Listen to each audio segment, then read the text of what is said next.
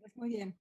Bueno, hola a todos, todas quienes nos están escuchando, no los veo, pero ahí ya hay muchas personas han llegado. Muchas gracias por acompañarnos. Y bueno, les quiero dar la bienvenida a este diálogo de DMD México sobre, bueno, son una serie de diálogos, creo que este es el cuarto, sobre las etapas finales de la vida y el derecho a una muerte digna, a una muerte sin dolor. En esta ocasión vamos a hablar precisamente del dolor y el sufrimiento, y para ello contamos con dos expositoras de primer nivel. Margarita, muchísimas gracias por estar con nosotras por segunda vez. Francis, que ya eres casi de casa, muchas gracias por tocar este tema, bueno, del que tú sabes tantísimo. Yo, por mi parte, lo que pensé que podría hacer antes es como mm, contextualizar el tema. Y el tema desde encontré como 5 puntos sobre el cual puedo contextualizarlo, y voy a hacerlo pues a partir de mi propia, perdón, pero es que tengo un poco de tos, de mi propia experiencia como psicoanalista, sobre todo, de muchos testimonios que hemos recogido de personas que han sufrido o han visto sufrir a muchísima gente. También lo voy a hacer desde bueno, desde mis lecturas, sin duda, y desde mi propia cuota de dolor y de sufrimiento, porque yo creo que del sufrimiento no nos escapamos nadie. Nadie, todos los seres humanos hemos sufrido en algún momento de nuestras vidas. Bueno, yo estuve pensando, bueno, ¿cuál es la génesis del dolor? ¿Dónde empezó el dolor? Y yo creo que la humanidad que conocemos no se puede entender sin dolor. No, la humanidad es como sinónimo del dolor. Y tampoco se entiende sin los esfuerzos que siempre hemos hecho, los seres humanos, para paliar el dolor, para acabar por el sufrimiento. Entonces, vamos juntos. No sé qué sería, y esa sería mi conclusión final, ¿qué sería un mundo sin dolor? Yo creo que sería absolutamente algo que no podemos ni siquiera imaginar. Yo creo que lo he visto como que el dolor forma parte de nuestra esencia, ¿no? Es como que tenemos ya el gen del dolor desde que nacemos. Allá en el paraíso, si hacemos caso de la tradición, bueno, con este deseo que tuvo Adán de conocer y distinguir entre el bien y el mal, esa es parte ya también de nuestra naturaleza, pues también vino el gen del dolor con el castigo que tuvimos, ¿no? Las mujeres, bueno, pariremos con dolor, y el hombre, que era la división de roles, va a trabajar también con el sudor de su frente y con el dolor. Entonces, desde ahí, desde el paraíso terrenal, empezó el dolor. Ahora, creo que también el dolor es un tema oceánico, o sea, no podemos hablar y hablar del dolor, y la verdad no tiene fin. Es como un abismo, es como un pozo sin fondo. Y al mismo tiempo, yo creo que, bueno, ya dirán las expositoras que saben de estos temas mucho más que yo, pero sabemos muy poco del dolor. Yo creo que ahora hay esta como creencia de que ya no tenemos que sufrir, de que llegas al hospital y el doctor, aquí Margarita, la doctora, nos va a quitar todos los dolores. Bueno, que no es cierto. Ya luego me dirás, Margarita. Eh, por lo que yo sé, es que no existe, o hasta hace muy poco no existía, una materia como dolor en la carrera, en el currículum académico de las universidades. No hay una cosa como el dolor. Y también hay muy pocas investigaciones sobre el dolor, que yo sepa. Y también ustedes me dirán, no sabemos ni siquiera qué cantidad de fármacos hacen falta para que una persona no sufra, y vamos un poco por ensayo y por error. En los testimonios que yo he leído de las personas que nos han mandado sus textos precisamente sobre el dolor, muy frecuentemente me encuentro con esta frase, que los doctores les decían: así va a ser, así van a ser los dolores, así es esta enfermedad y no se puede paliar, así es. Y yo creo, no sabía, no es otra cosa, sino que no sabían cómo hacerlo.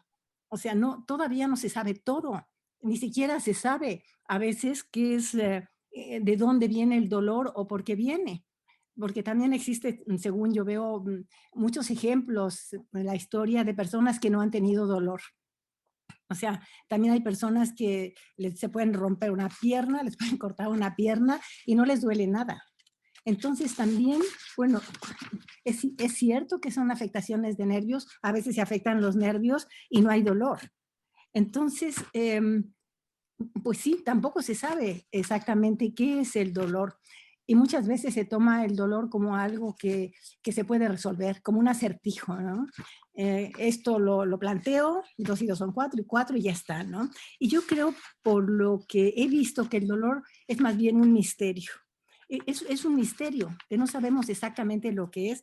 El dolor como que nos interroga, nos interpela. Y no, no somos todavía capaces de entender qué es o para qué es, ¿no? Estaba esta anécdota de Kant que tenía gota y él, era Kant a fin de cuentas, él podía controlar su dolor por la concentración, pensaba en otra cosa, bueno, pero ese era Kant. La mayoría de los seres humanos, pues no podemos controlar el dolor de esa manera. Otra de las cosas que también me parece que es como difícil de entender, esta división entre dolor físico y dolor mental o dolor emocional. O sea que estas divisiones a veces resultan como arbitrarias, porque ¿dónde separas un dolor físico de un dolor emocional? Bueno, William Blake decía que una lágrima es algo intelectual. O sea que no es posible separar entre un dolor físico y un dolor emocional. Em, Así como psicoanalista, bueno, y esto lo decía ya Julia Kristeva, tú tienes personas que llegan a ti, sobre todo por dolor de amores, porque les falta amor. Y ese dolor es tan fuerte que es incapacitante. Están deprimidas, no se pueden levantar de la cama. Es un dolor profundo. ¿Qué es peor, eso o una pierna rota? ¿Cuál es peor dolor? Cuando los dos son como igualmente incapacitantes, ambos dos. Entonces, esta diferencia entre dolor físico, dolor emocional, me parece que todos estos temas no sabemos todavía nada de ellos, por eso me parece que esta definición del dolor como un misterio es interesante, porque, o es apropiada, porque entonces puedes tú también pensar en otras opciones y no nada más corriges un nervio y ya se quitó el dolor, quién sabe, porque aparte vino el que no puedes caminar, en que después no vas a poder caminar, que después tienes miedo. Entonces, es un gran tema el dolor. Y me parece que lo que ha pasado es que se ha medicalizado el dolor. En cierta forma, los únicos que se ocupan, o sobre todo los que se ocupan actualmente del dolor son los médicos. O sea, tú tienes un dolor y ya vas a un médico y es lógico. Si te duele la muela, pues vas a un dentista. Pero el dolor en sí tiene muchísimas otras facetas y su descripción o su definición nos escapa. Y yo creo que aquí es donde podemos echar mano de la literatura. Hay muchísimas obras que hablan del dolor, muchísimos poemas que hablan del dolor, muchas películas que tú puedes saber del dolor. O sea, esta parte de medicalización del dolor me parece muy reduccionista. Entonces, solo hay una parte de que tienes dolor y te curan, y hay muchísimo más, a mí me parece, en torno al dolor. Me acordé de este libro de Tolstoy, de La muerte de Iván Ilich, que seguramente la mayoría de ustedes han leído. Es una descripción del dolor mejor que cualquier otra que yo he visto o leído. Y si se acuerdan, Iván, pues el dolor le llega muy calladito. De repente se cae de una escalera, no pasa nada, no le pasa nada. Y a los 3, 4, 5, 6, 7 días empieza como con malestares y se cambia su personalidad porque ya empieza el dolor a incubar en su cuerpo. No se había dado cuenta, pero ya empieza ahí el dolor. O sea, ¿cuánto empieza el dolor? No sé cuándo, pero aquí ya empezó, desde que se cayó y no sintió nada, ¿no? Entonces es muy fascinante la descripción de cómo va poco a poco avanzando y él va teniendo cambios. Se vuelve una persona muy malhumorada, era un hombre muy simpático, ya no se puede llevar con nadie, se empieza a alejar de las personas, como ocurre cuando tienes dolor, empiezas a aislarte. Y eso lo señala muy bien Tolstoy. Entonces, después viene esta parte de los gritos tremendos. Aullaba, creo que así es como lo pone Tolstoy, aullaba que se oía a cuadras, a cuadras, a cuadras, a la redonda y no había manera de hacerlo callar y todo el mundo pues estaba destrozado. Y eso le dura mucho hasta que lo que pasa es que él tiene, bueno, y esto es este otro contexto del dolor, es el significado que le das. Iván Illich tiene un acercamiento, un cambio espiritual y de repente como que le hace clic y hasta se le va el dolor y acepta que lo que le va a venir es la muerte, porque el dolor y la muerte no siempre, pero están muy ligados. Y aquí también la poesía es muy certera para decir esto. Está Emily Dickinson, que es una poeta que seguramente todas ustedes o todos ustedes conocen. Él dice que el dolor tiene un solo amigo y ese amigo es la muerte. Entonces es esta parte de que si te duele algo piensas que te vas a morir, tantas facetas del dolor. Y una que a mí también me parece como muy fascinante, eh, la política del dolor. Y esa me parece que actualmente es muy evidente, porque hay como dos maneras de enfrentar ya política o socialmente el dolor y quizás hay quienes la adivinen entre la manera liberal o conservadora de enfrentar el dolor. Em, Hay una parte, y es muy importante porque se traduce en muchas políticas sociales y muchas políticas públicas, según el gobierno y según los gobernantes van a escoger una u otra. Cuando pasó la Segunda Guerra Mundial hubo esta como liberalización del dolor y el dolor se volvió subjetivo y empezaron a reconocer los dolores de los otros. Y es un tipo de políticas para eso porque le das más fuerza al diagnóstico de la persona, van a creer en tu dolor. A ti te duele, pero es distinto cuando alguien más dice lo que te debe de doler y lo que no te debe de doler. Ya después vino la época, y me parece que fue debe de haber sido cuando Reagan, que cambiaron las políticas. Y entonces son las cortes las que deciden cuando el dolor debe ser de una manera o debe ser de otra. Entonces creo que este tipo de cuestiones políticas determinan mucho cómo vemos el dolor, qué nos duele y qué no nos duele. En la época de los esclavos, seguramente recordarán, se decía que los esclavos negros no sentían el dolor, como los blancos.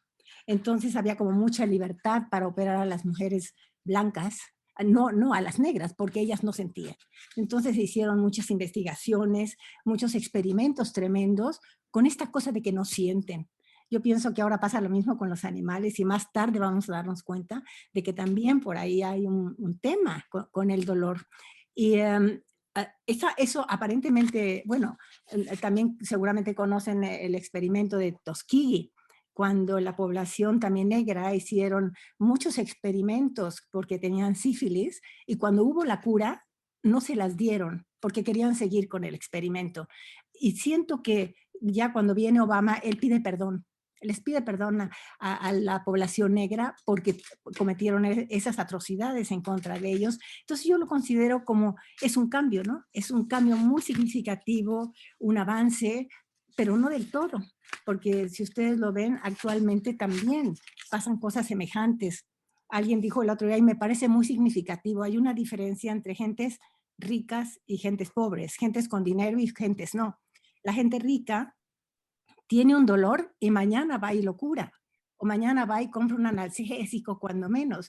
Y sin embargo, las personas sin recursos tienen que esperar mucho con ese dolor a veces, hacer antesalas, como estas personas de los testimonios que les mencionaba, van de un doctor a otro, de un lugar a otro, a ver si pueden encontrar que les den el medicamento en la instancia gubernamental y pues les tarda mucho. O sea, no estamos en la época de los esclavos, no estamos en Tuskegee, pero aún hoy en día, y esto es muy evidente con, con la pandemia, hay quienes pueden estar en casa, hay quienes no, hay quienes tienen que salir con dolor, hay quienes no. Entonces ahí hay también este otro aspecto del manejo ya público y social del dolor que a mí me parece clave, ¿no? Entonces, esos son como algunos de los que me parecieron ahora que pensaba yo sobre decir algunas cosas más que en otros seminarios. Se me ocurrió como hacer estos planteamientos de esta parte literaria del dolor, de la parte política, de la parte social y de qué significado le damos cada uno al dolor. Porque si le das el significado, cuando hablábamos antes de empezar, de que vas a salvarte, de que es salvífico, vas a aguantar mucho y tú te vas al cielo. Pero si le das otro significado, vas a querer otra cosa. Creo que aquí también el problema está, es qué tan lejos llevas esta parte de paliar y quitar el dolor, que es una pregunta que yo me hice y se las mencionaba al principio. ¿Qué sería un mundo sin dolor? Y bueno, ojalá yo me la hubiera hecho esa pregunta la primera en toda la humanidad, pero ya Platón se la había hecho, ¿no? O sea, ya desde Platón, él tenía esta pregunta. A ver, hiciéramos, y se la hizo en uno de sus diálogos, que no recuerdo exactamente cuál es, pero él se preguntó, a ver, ¿qué harían ustedes? ¿Cambiarían no tener dolor ni sufrimiento? Pero si no tienen dolor y sufrimiento, tampoco van a tener emoción y tampoco van a tener entusiasmo y tampoco vas a estar afectado ya por esos sentimientos. Esa es una pregunta que se hizo Platón y se me hace muy fascinante porque hasta dónde llegas a eliminar el dolor. Yo veo yo como psicoanalista el dolor emocional, el dolor por la pérdida de una persona amada, también lo eliminas. Yo lo que pensé, llevado a sus extremos, uno de estos autómatas, ¿no? Un robot, porque si no, ¿cómo? Y si no, es una redefinición absoluta de la humanidad si realmente llevas a eliminar el dolor a sus últimos extremos. Y es curioso, pero un periódico estadounidense hizo esta pregunta a todos sus lectores y recibieron muchísimas respuestas. Bueno, a mí me sorprendió la respuesta porque pues exactamente responden de la manera como yo lo pensaba Platón. Le dijeron, no, no queremos. Si tuviéramos que eliminar el dolor y también vamos a eliminar que podamos amar aunque luego suframos, no eliminaríamos todo. No, la mayoría decidió que no, la mayoría de estos lectores, pero pues de todas maneras, paliar el dolor, trabajar para que la gente no sufra, es otra, ha sido nuestra tarea también. Yo estaba pensando que Noé a lo mejor se embriagó para quitarse de tanto dolor, ¿no? En la Biblia. Y luego tienes a Job que al revés, Job, Job se quedó con todos sus dolores porque luego se los ofrendió a Dios, quien luego lo premió regresándole todo, ¿no? Siempre he pensado que le regresó hijos, pero no los mismos.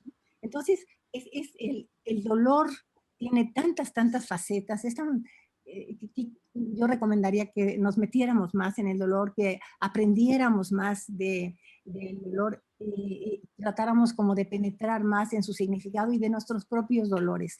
¿Qué hemos experimentado? ¿Cómo lo hemos tenido? ¿Qué ha pasado con esos muchos dolores que sin duda entre más grande eres, más has tenido?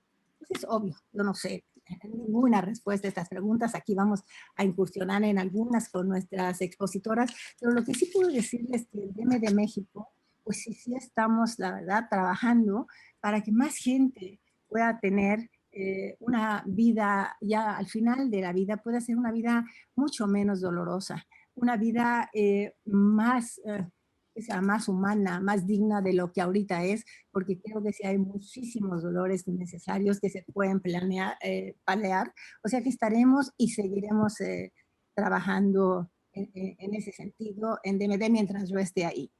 Bueno, ya cada quien, otras personas harán otras cosas, esa es como nuestra principal tarea, incluida la posibilidad de que cuando ya el dolor a alguien se le hace insoportable, pueda optar por un camino legal de tipo de la muerte asistida, ¿no?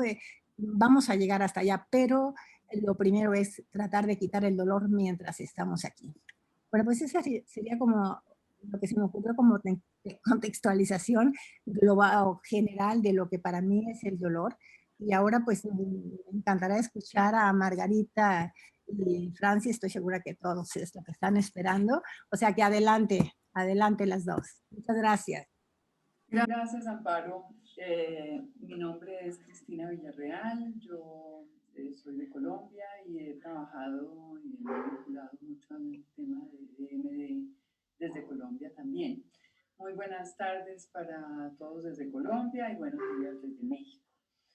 Amparo, de nuevo, pues tengo que agradecerte tu invitación a ser parte de este diálogo. Para mí es un honor acompañar estos diálogos y en particular este sobre el sufrimiento y el dolor es algo que yo durante toda mi vida he pensado mucho y diría que es el tema que me ha acercado a las opciones de muerte digna.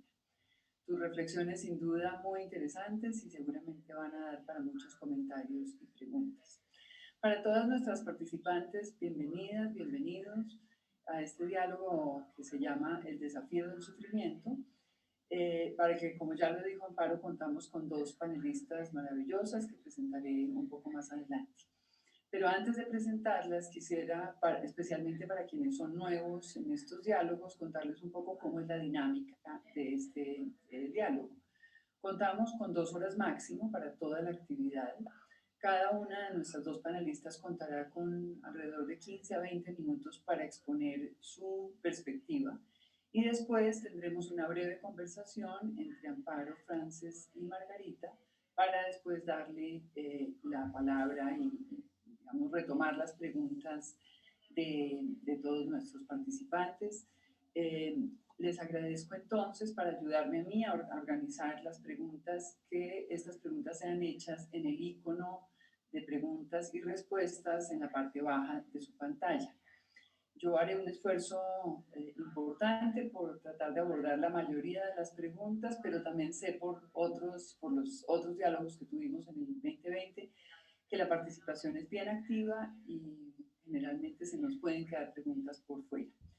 Gracias a Lilia Rubio tenemos traducción simultánea y por lo tanto las personas pueden activar el idioma de su preferencia también en el icono de la parte baja de sus pantallas que dice interpretación.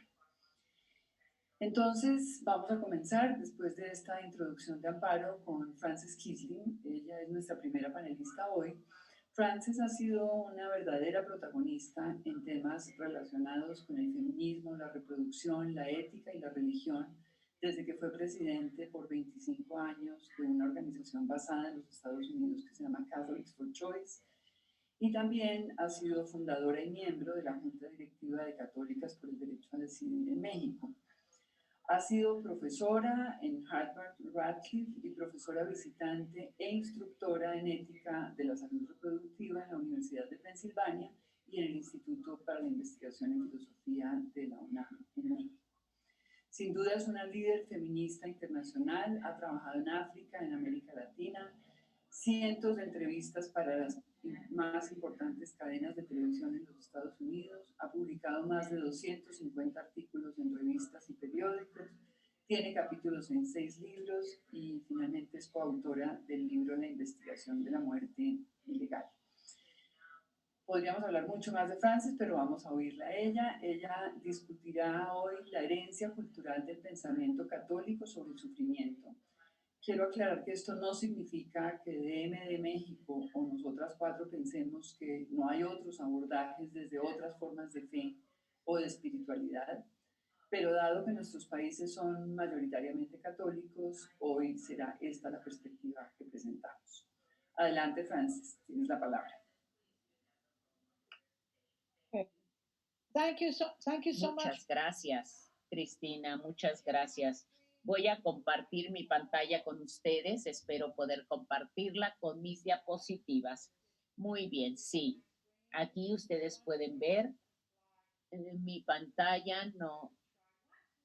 Una vez más, compartiré mi pantalla. Aquí estamos, sí. Muy bien. Entonces, la primera diapositiva. Voy a hablar un poco sobre... No, pero primero permítanme decir que la meta que yo supongo que muchos de ustedes tienen y también de DMD, es asegurarnos que las personas tengan una muerte digna. Hay muchos aspectos sobre qué significa o significaría tener una muerte digna y quién tiene derecho a una muerte digna. La cosa más fácil que podemos decir, aunque sigue siendo algo muy difícil, es el derecho de aquellos que tienen una enfermedad terminal y que tienen dolor para terminar su vida. Hay más excepciones que por otras razones. Pero en realidad hay muchas razones por las que las personas pueden considerar que ya han terminado el viaje de su vida y deciden seguir adelante. Y estas personas se enfrentan, como todos enfrentamos, muchísimos oponentes a esta capacidad de derecho que tenemos. Algunos de los oponentes más fuertes a esta capacidad son las iglesias, es decir, las instituciones religiosas. El catolicismo es prominente en aquellos países católicos, la religión es tan importante y hacen que las personas no puedan legalmente terminar sus vidas. Estamos viendo el catolicismo hoy por hoy porque hay muchas cosas buenas del catolicismo y una de estas cosas buenas del catolicismo es que tiene un, una política, un conjunto de principios morales bien estructurados y articulados. ¿Por qué? La Iglesia Católica actúa de ciertas maneras y siempre tienen una razón, incluso respuestas múltiples para tener esa posición. De lo que quisiera hablar con ustedes hoy es por qué es que la Iglesia Católica entonces defiende el derecho a la necesidad de que las personas que desean terminar su vida lo hagan legalmente o ilegalmente. ¿Y por qué no se habla de la manera más digna posible? Ahora bien, en el catolicismo, una de las cosas que encontramos, por ejemplo, en esta conversación, es que hay contradicciones en el catolicismo. Algunos creen en el catolicismo de que hay posiciones muy directas, con reglas, con principios, sin desviación. Y todo el mundo cree lo mismo en el catolicismo. Todos los obispos y sacerdotes creen lo mismo. Eso no es cierto. Hay un marco general. Y hay personas que entonces tienen también sus propias posiciones. Una de las contradicciones en el catolicismo en relación con la muerte y con morir es un principio muy importante. Es decir, aliviar el sufrimiento. La iglesia dice, nuestro meta es aliviar el sufrimiento, que los pobres no sufran. Nuestra misión con los enfermos es algo lleno de compasión y misericordia. La Madre Teresa es una santa que alivió el sufrimiento de las personas con las que trataba. Pero a la vez, la iglesia, digamos, la iglesia tiene otra enseñanza, otra regla, es decir, nuestras vidas no nos pertenecen a nosotros. Nuestras vidas pertenecen a Dios. Y solo Dios debe decidir cuándo terminarán nuestras vidas. Por tanto, los principios automáticamente entran en contradicción unos con otros. No estoy aquí siguiendo cada una de mis diapositivas, pero dentro del cristianismo, la razón de esta idea que quiero explorar es cómo el sufrimiento entra entonces en este proceso de pensamiento, de lógica. Entonces Jesucristo es la figura central del cristianismo, que permitió que lo mataran a fin de salvarnos a todos nosotros, para redimirnos a todos nosotros. Es un acto de redención. Dios, Cristo le dijo, sí, quítame esta carga de morir, quítamelo. Incluso Cristo entendió que había conflicto en esta misión que él había emprendido. Y esta visión de Cristo crucificado, que se crucificó, que lo sacrificaron por nosotros, es un símbolo religioso constante. Sí, tenemos la cruz, ¿verdad? Tenemos ahí la cruz y Él fue crucificado y ahí está Cristo en la cruz. Entonces, esta es una parte central de esta narrativa. Y lo que resulta de esta narrativa es la idea de que el sufrimiento es algo bueno, una cosa buena. Sufrimos porque eso nos da redención, nos redime y finalmente felicidad y llegar al cielo.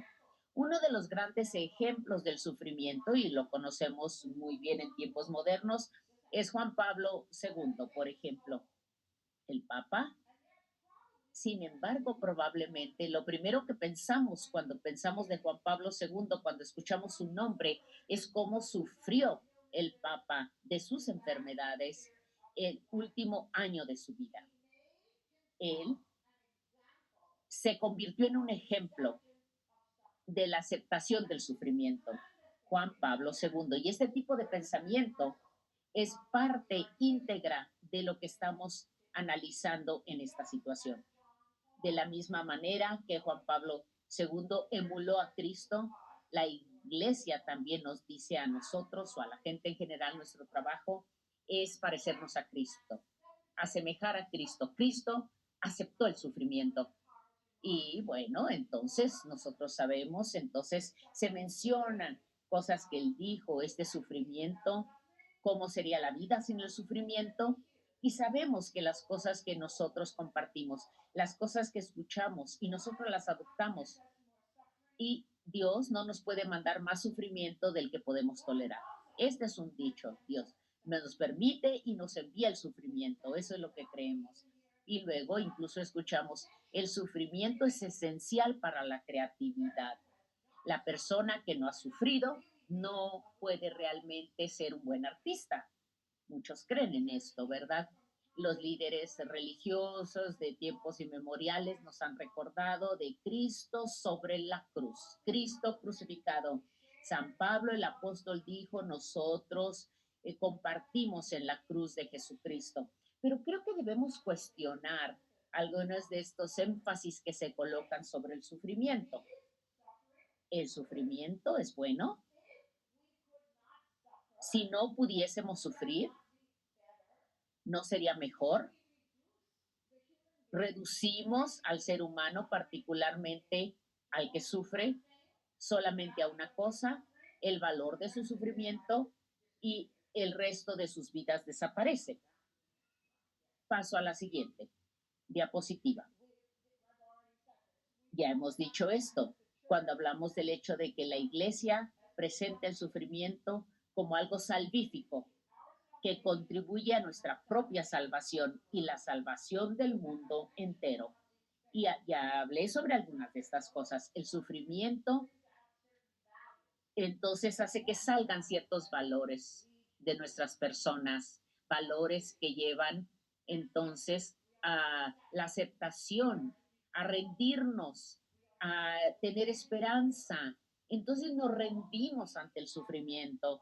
Todos estos aspectos son cosas que alguien nos dijo que hacen que el sufrimiento sea valioso.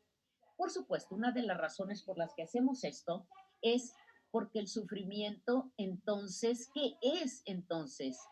En vez de luchar contra el sufrimiento, decimos, bueno, el sufrimiento tiene cosas buenas.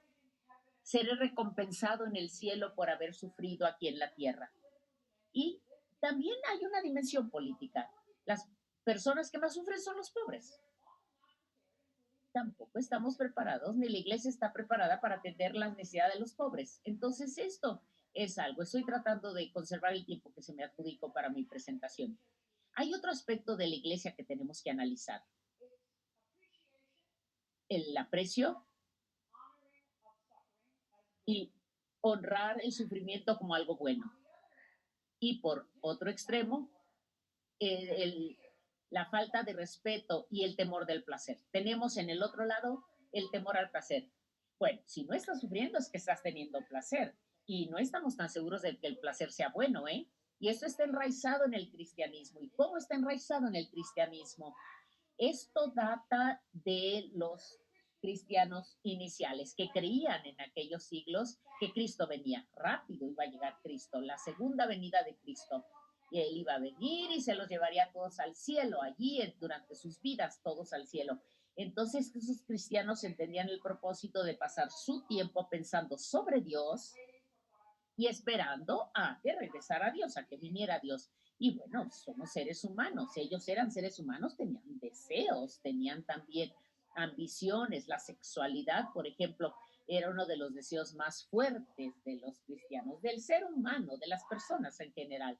Pero ese deseo y actuar en relación con ese deseo nos alejaba de Dios, ¿cierto? Entonces, este es algo que está arraigado. La experiencia del placer es mala, sufrir es bueno. Esto es parte de la raíz de los líderes religiosos que dicen, no, no puedes terminar tu vida. Entonces, el dolor es el precio del placer. Ese es el componente más importante. Y el ejemplo más obvio de esto es lo que se dijo, lo que Dios dijo, quiero decir, a Eva cuando la lanzó del paraíso. Yo agudizaré el dolor de tu embarazo y en dolor tú darás nacimiento a otros y tendrás el deseo de controlar a tu esposo, pero eso no va a suceder porque él te controlará a ti. Génesis 3:16. Este es un componente, el sufrimiento, es decir, este disgusto por el placer y el deseo de castigar. Estos tres elementos influyen fuertemente cómo la iglesia ve todo esto. Avanzo muy rápidamente ahora. Algunas de estas diapositivas estarán disponibles. A mí me interesa mucho, ¿qué es este sufrimiento existencial? Dolor físico que puede llevar al sufrimiento. Y hay personas que no tienen dolor físico de ningún tipo, pero que tienen un profundo sufrimiento de todas maneras. Estas cuestiones son los temas comunes en el sufrimiento existencial que incluyen el significado o propósito, la vida de conexión con otros, pensamientos sobre el proceso de morir, luchas sobre el estado del ser, qué es uno, cuál es el yo que uno tiene y la dificultad de ese sentido de uno mismo, del yo. Estas son las experiencias que tenemos como filosofía existencial, pero son experiencias humanas existenciales. También hay personas para quienes estas experiencias son tan difíciles que realmente ya no quieren vivir. Y también hay algunas personas que sencillamente tienen miedo de terminar sus vidas. Han tenido una vida muy decente y ha llegado el momento, sin embargo. Y esa es la pregunta. ¿Decidimos cuando llega ese momento para nosotros? Quisiera analizar algunas de las posiciones actuales de la Iglesia Católica sobre eutanasia, suicidio asistido, suicidio, etcétera. Porque esto es algo que debemos analizar. La posición de la Iglesia Católica durante casi toda la historia ha sido prohibición absoluta para que alguien tome su propia vida y absolutamente que alguien le ayude también. Esta es la posición de la iglesia, pero hay cambios ligeros, pequeños, que se están dando que muchas veces no reconocemos. Es decir, el catequismo de línea dura, es decir, independientemente de motivos y significados, la eutanasia directa consiste en poner fin a la vida de los discapacitados, los enfermos o las personas que se están muriendo. Pero se puede decir esto.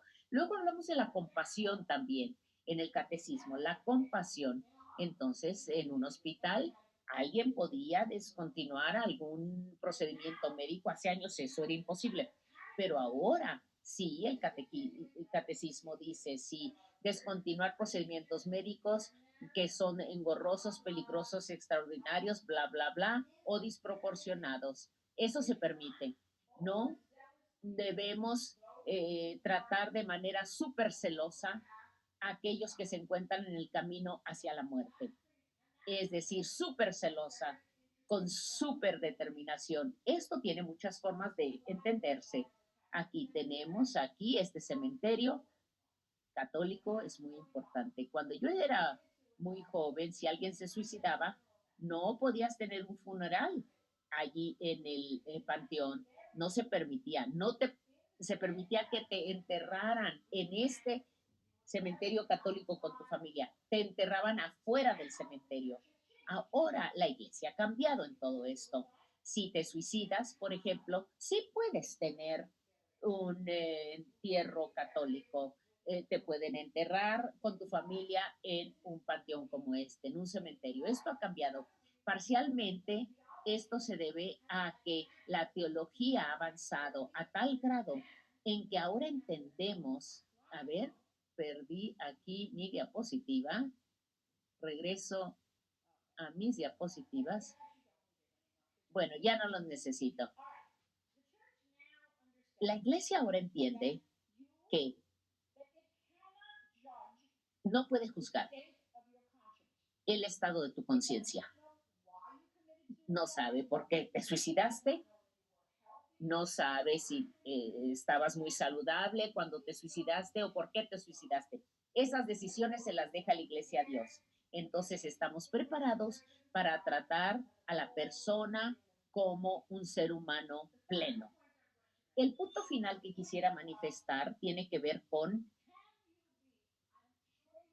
estoy seguro que muchos de ustedes creen, y los obispos lo dirán también, uno no puede ser católico bueno y a la vez que cree en el suicidio. No puede ser buen católico y estar trabajando para cambiar las leyes sobre el suicidio. No puede ser buen católico y estar luchando por cambiar la cuestión, las leyes sobre suicidio y suicidio asistido y eutanasia. Bueno, el hecho es que sí puede ser todas esas cosas ser buen católico y hay buenas razones en la ley canónica y en las enseñanzas de la iglesia que dicen que la religión te lo permite hacer. Y la primera es el principio católico de conciencia. Sí, los católicos deben seguir su conciencia, incluso si su conciencia está en desacuerdo con las enseñanzas de la iglesia. De hecho, la primacía de la conciencia está tan arraigada en la iglesia que el momento que fuiste amenazado con excomunión por seguir tu conciencia, debes seguir tu conciencia. Eso es lo primero, seguir la conciencia. La segunda cuestión, en el segundo Consejo Vaticano, que se hizo una proclamación, declaración sobre libertad religiosa. Esa fue la proclamación del Segundo Vaticano. Eso decía, nosotros no queremos ser discriminados en la ley o por la ley porque somos católicos. Y no debemos tampoco favorecer leyes que limiten la libertad religiosa de otras personas para actuar de acuerdo con las creencias de sus religiones. No todas las religiones se oponen empecinadamente al suicidio. Es decir, todos, bueno, quizá, en general puedo decir que las personas que deciden quitarse la vida han tomado una decisión cuidadosa, porque es algo permanente, ¿verdad? Suicidarse es algo permanente. Nadie va a resucitar, ninguno de nosotros vamos a resucitar en este momento. Entonces, el respeto de la libertad religiosa también implica respeto por el derecho a decidir y el tipo de muerte que queremos experimentar. Les podría dar muchas más razones, algunas están en mis diapositivas, creo que estarán disponibles en algún momento estas diapositivas, pero estas son algunas de las cosas que yo quisiera que pensáramos en esta ocasión. El sufrimiento es bueno, en sí mismo es bueno el sufrimiento, pueden provenir cosas buenas del sufrimiento, pero es algo que debemos buscar, es decir, debemos buscar sufrir. Cuando uno termina la universidad dice, bueno, estas son cosas que quiero que sucedan en mi vida. Y dice uno, ¿y realmente espero tener una buena cuota de sufrimiento antes de morir? ¿Cómo pensamos, cómo vemos el sufrimiento? Realmente, ¿cómo vemos la historia misma de este tipo de pensamiento sobre sufrimiento? ¿Y por qué muchas veces hay razones que se oponen a la eutanasia, el suicidio y el suicidio asistido. ¿Cuál es el equilibrio adecuado entre, digamos, las reglas, la compasión? ¿Cuáles son los principios más importantes de naturaleza religiosa que se deben recordar cuando una persona está en terrible dolor físico, donde tiene una enfermedad terminal o con tal sufrimiento existencial que continuar su vida no es lo que esa persona quiere hacer? Muchas gracias. Sin duda nos permite entender de dónde viene la exaltación del sufrimiento y la estigmatización del placer. Y probablemente entender también entonces de dónde viene la oposición a, como lo dices tú, a la decisión personal de morir cuando ya la vida carece de sentido. Seguramente todas tus observaciones traerán muchas preguntas. Recuerdo por favor a los participantes que en el icono de preguntas y respuestas les agradezco poner sus preguntas. Continuamos entonces con la doctora Margarita Araujo Navarrete. Algo está pasando con la pantalla. Bueno, entonces la doctora Margarita Araujo Navarrete es médica cirujana de la Universidad Nacional Autónoma de México y especialista en anestesiología, algología y cuidados paliativos, con formación también en bioética. Tiene más de 25 años de experiencia en trabajo clínico en el manejo del dolor y cuidados paliativos. Actualmente se desempeña como coordinadora de la clínica especializada en el cuidado del enfermo terminal en el Centro de Cáncer del Centro Médico ABC en México. Es vocal de cuidados paliativos del Consejo Nacional de Certificación en Anestesiología y del Comité Hospitalario de Ética e Investigación del mismo Centro Médico ABC, y también es presidente del Comité Hospitalario de Bioética del mismo Centro Médico. Margarita nos acompañó en el primer diálogo del año pasado con el tema de los cuidados paliativos. Hoy compartirá esa experiencia muy amplia que ella tiene en cuidados paliativos, pero hará una relación directa de esos cuidados paliativos con el dolor físico y el sufrimiento emocional de quienes se encuentran al final de la vida. Bienvenida, Margarita, y adelante, por favor. Muchas gracias por la invitación y estoy muy agradecida de la compañía. Francis, Amparo, Cristina, gracias a todos. Y a Lilia también, que está colaborando con nosotros. ¿Sí se ve la pantalla? Sí, y me escuchan bien. Bueno, pues miren, lo primero que quisiera yo comentar es que tratar este tipo de problemas, como bien ya se comentó por las dos personas que me antecedieron, es que esto es realmente un universo y entrar a entender el sufrimiento y el dolor implica entrar al universo de una persona, al universo interno. Compartimos el universo externo, pero cada cabeza es un mundo y cada quien tiene esta historia de la que yo quisiera comentar, que pues es el soporte que nos permite dar una respuesta ante las crisis que pueden ser particularmente el dolor, el sufrimiento, las pérdidas, pero que realmente son muchas situaciones. La pandemia nos está exponiendo a entender que estamos respondiendo a las crisis cada quien de acuerdo a esta historia. Y en ella, pues desde luego la familia, pero la salud, que hemos dado muy poca importancia, porque en la definición por la Organización Mundial de la Salud es el estado biológico, psicológico y social en equilibrio. Y la verdad esto es bastante difícil. Entonces la salud plena es difícil de conseguir y la verdad es que ahí hay una democracia extraordinaria. Ricos, pobres, altos, bajitos, inteligentes o tontos, todo mundo está sujeto a perder la salud y en ese momento responder a una crisis bastante compleja, en donde claro que la parte espiritual está, como ya se comentó, muy, muy trascendente. Independientemente del catolicismo, puede ser cualquier otra forma en la que la gente resuelve esa espiritualidad, que también será su contexto de apoyo para responder. El aspecto profesional y la educación a mí me parece que es muy interesante porque a veces nos conformamos con enterarnos de la escolaridad de un paciente al que atendemos y a veces no importa que sean personas muy encumbradas o muy con falta de esa escolaridad.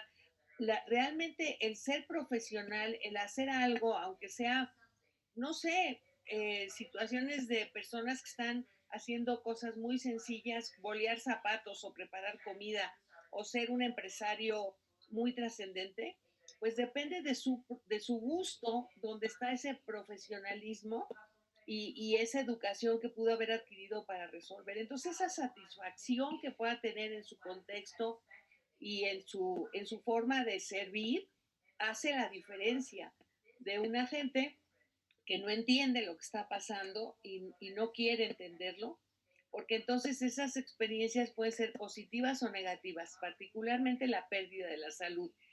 Hoy estamos con mucho problema debería ser mucho beneficio tener tanta manera de informarnos. Sin embargo, hay mucha desinformación y muchas situaciones que se sobreentienden y no es tal. Entonces, todo ello forma la parte de una persona con lo cual puede responder. Y a veces no se consigue eso con hacer una historia clínica o llenar un cuestionario. Realmente tenemos que tratar de entender ese universo de esa persona para entender que los riesgos y las amenazas a las que realmente está sometido por el dolor, el sufrimiento, las pérdidas o cualquier otra crisis que esté viviendo una persona, la lleva a esto, porque entre que tiene sospechas de que va a pasar algo o la certeza, todo eso genera frustración y nos vuelve vulnerables. Y todo ello pues produce una amenaza. Entonces, cuando alguien le tiene sospechas de que puede ser diabético porque sus algunos hermanos lo son o porque ya tiene síntomas que le dijeron, ahorita con el COVID, ¿no? Todo el mundo estornudo, tose y ya está muy preocupado, ¿no? Entonces esas amenazas también nos aturden y también nos quitan la protección de la certeza o de la seguridad que puede uno tener para responder. Las amenazas son porque perderíamos nuestros roles, el rol personal, el rol familiar, el rol social, a la hora de que sean enfermedades que pueden convivirse, una artritis reumatoide, lupus eritematoso, epilepsia. Son muchas las enfermedades que limitan a las personas y que hacen que sus roles se vean alterados. Y claro que para todo esto también la cultura y la economía, como ya decían hace un momento, que a veces yo no estoy tan segura que por tener dinero se resuelva. A veces eso complica tanto que se prolonga el sufrimiento. Porque entonces enfermedades como las oncológicas, en donde antes se moría la gente y ya, pareciera muy, muy duro decir esto, pero ahora se vuelven crónicas y en el mejor de los casos se sienten sanos y controlados, pero muchas veces la enfermedad se vuelve crónica y se prolonga el sufrimiento y se prolonga esta situación de complicación tras complicación, porque entonces son cirugías y son otras posibilidades para seguir vivo cuando a veces ya no se puede, porque ese sufrimiento también agobia de tal manera que ya no tiene uno todo este historial y no tiene ya ninguna importancia el futuro, porque el paciente pierde ese sentido de vida. Entonces, las alternativas que hay, aquí las trato de resumir, pero ahora vamos a desglosar un poco, pero tenemos alternativas para el dolor. Claro, hay de dolores a dolores. Hay dolor por hacer ejercicio excesivo, que hasta la gente sigue haciendo el ejercicio porque está feliz de sentir su cuerpo y sus músculos, ¿no? Pero bueno, son dolores manejables. Pero hay dolores que son verdaderamente una tortura y el secuestrador es el propio cuerpo. Y eso no se vale porque la gente no puede vivir de esa manera. Entonces, las alternativas que tenemos es planificar anticipadamente qué va a pasar. Ahora se puede porque se conoce la historia natural de las enfermedades y podemos intervenir para evaluar, para dialogar con el paciente, para deliberar que está dispuesto con todo este contexto, con toda esta circunstancia que vive la persona para poder tomar decisiones, deliberar y nosotros reevaluar continuamente, grupo de expertos en diferentes áreas. Exponer opciones, definir objetivos para que entonces la gente sepa si los quiere o no. Y estas estrategias pues pueden ir desde el día a día. Algo que yo digo mucho es que nos vamos a morir un día, pero los demás no. Entonces cada día tendrá su valor y cada día podremos sacarle provecho. Y para morirse no hay que estar enfermo y para sufrir tampoco. Hay personas muy catastróficas que de cualquier cosa hacen una telenovela y disfrutan a veces queriendo sufrir, que dice uno que cómo es posible. Pero vaya, son también situaciones de historia en donde las gentes tienen una manera de responder. Nuestros propósitos siempre serán respetar la autonomía y querer entender a la persona para que de acuerdo a su rol familiar, profesional, de acuerdo a su economía, de acuerdo a su situación social, busquemos con el respeto a lo que siente, a lo que piensa, darle sentido a la vida. Respetar su espiritualidad, porque independientemente de lo que cada quien piense, la esperanza siempre será algo que nos sostenga y la desesperanza nos hunde y entonces nos genera incertidumbre. Y síntomas que parecieran cualquier cosa y mucha gente dice tengo ansiedad y tengo o la depresión como enfermedad real, el delirio o el insomnio, pueden generar pensamientos, el cansancio provoca pensamientos muy definitivos que a veces no son tan reales y que tenemos entonces que entender al paciente y ayudarlo a que sea lo más claro posible y que no porque esté en un momento de depresión o de delirio y no ha dormido y eso es terrible, entonces la gente piensa cosas muy graves. Entonces hay que ayudar a que esto no esté presente, a respetar su autonomía y a darle la esperanza para que valga la pena en el día a día.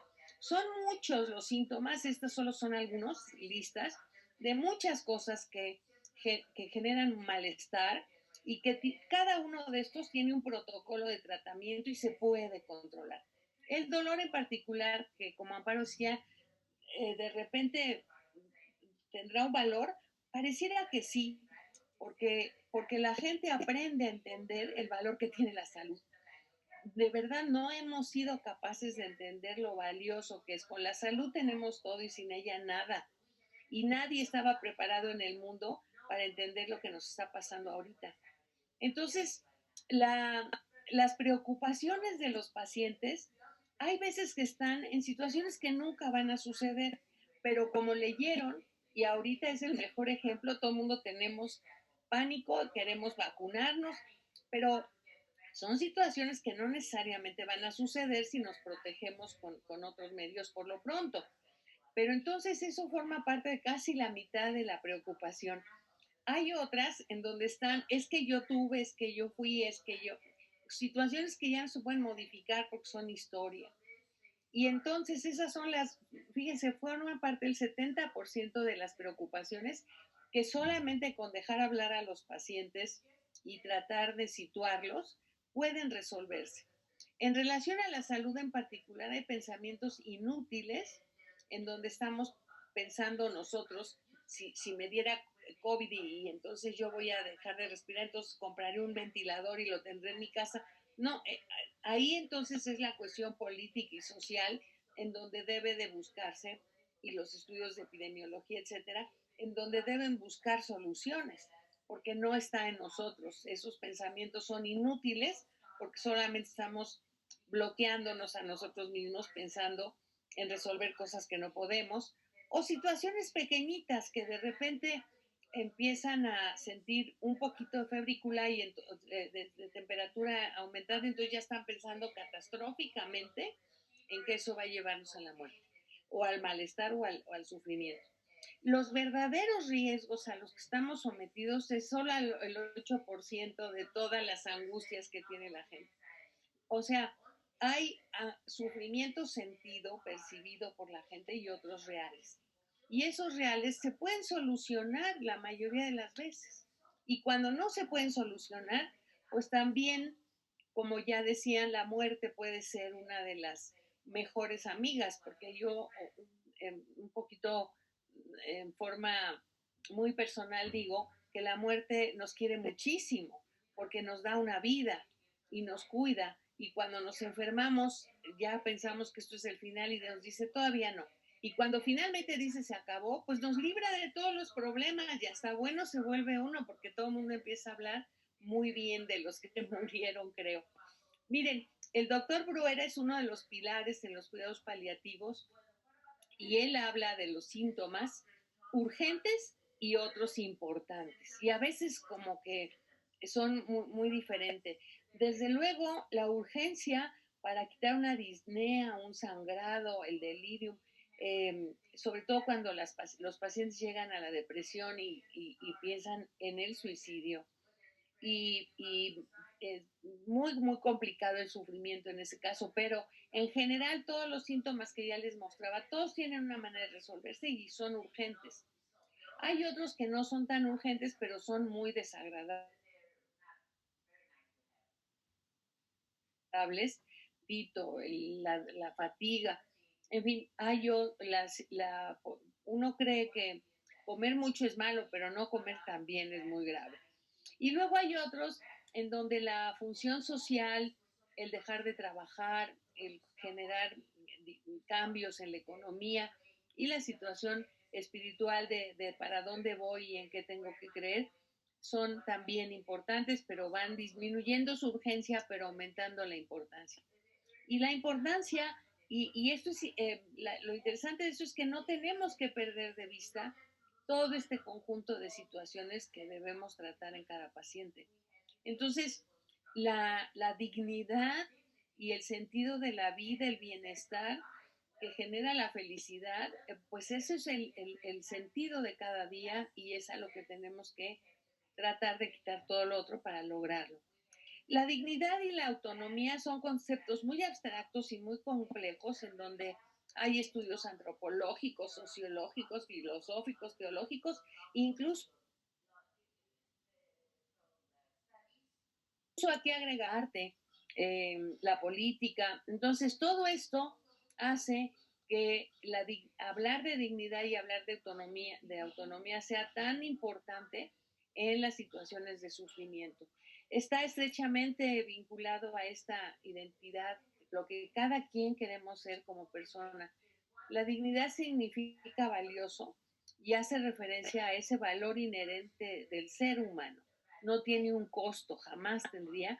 Es en cuanto a su racionalidad, a su libertad, a su poder creador, lo que puede hacer y dejar de hacer para realmente ser feliz y ser libre.